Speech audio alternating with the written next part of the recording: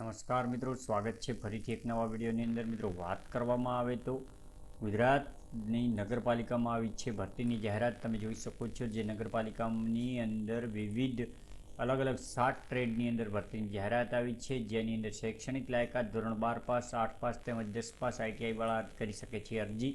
ધોરણ 8 પાસથી લઈ અને 10 પાસ 12 પાસવાળા માટે છે આ ભરતીની જાહેરાત, જેમાં તમે જોઈ શકો છો ગુજરાતની આ મહાનગરપાલિકામાં આવી ચૂકી છે ગુજરાતની આ નગરપાલિકામાં આવી ચૂકી છે ભરતીની જાહેરાત। તમે તો આગળ વાત કરીશું આ ભરતી વિશેની સંપૂર્ણ માહિતી। ફોર્મ કેવી રીતે ભરવાનું રહેશે, કેટલી જગ્યાઓ છે, કોણ કોણ લાયકાત છે, કેટલું પગાર ધોરણ છે, તમામ માહિતી મેળવીશું આગળ વિડીયોમાં। એની પહેલાં મિત્રો, ચેનલ પર નવા હોય તો ચેનલને સબસ્ક્રાઈબ કરી લેવી, જેથી કરીને આવનારા વિડીયોની નોટિફિકેશન સૌથી પહેલાં તમને મળી રહે।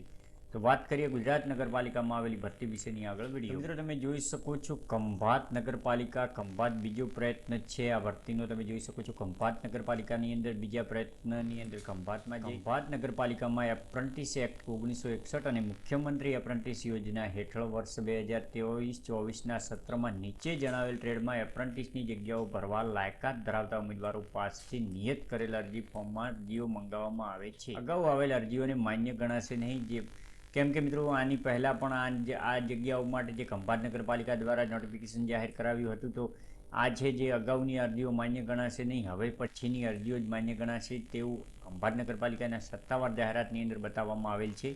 ત્યારબાદ વાત કરવામાં આવે આ ભરતી વિશે, તો સૌપ્રથમ ટ્રેડનું નામ, શૈક્ષણિક લાયકાત અને કુલ જગ્યાઓ વિશે વાત કરવામાં આવે તો office operation executive back office ક્લાર્કની જે છે તે 16 જગ્યાઓ છે કુલ, અને ધોરણ 12 પાસ સીસીસી કરેલ હોય તે ઉમેદવારો આની અંદર અરજી કરી શકે છે।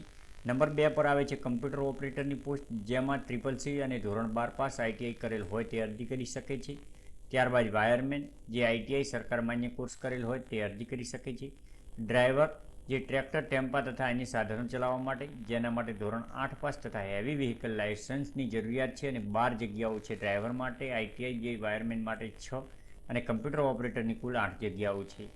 જેસીબી ડ્રાઈવરની જે છે જેમાં 8 પાસ અને હેવી વ્હીકલ ડ્રાઇવિંગ લાયસન્સ ધરાવતા હોય તેવી 2 જગ્યાઓ છે। ઓફિસ આસિસ્ટન્ટ, જે પટાવાળા તરીકે ધોરણ 10 પાસ ધરાવતા હોય તેવી 8 જગ્યાઓ છે।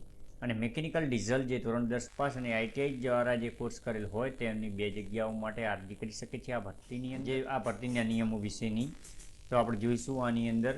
તો સરકારશ્રી દ્વારા નિયત થયેલ રકમ માસિક સ્ટાઇપેન્ડ પેટે ચૂકવવામાં આવશે। એટલે કે પગાર ધોરણની વાત કરવામાં આવે તો સરકારના એપ્રેન્ટિસ રૂલ્સ નિયમ મુજબ સ્ટાઇપેન્ડ ચૂકવવામાં આવશે। એપ્રેન્ટિસશીપનો સમયગાળો પૂર્ણ થયેલી આપોઆપ છૂટા થયેલ ગણાશે।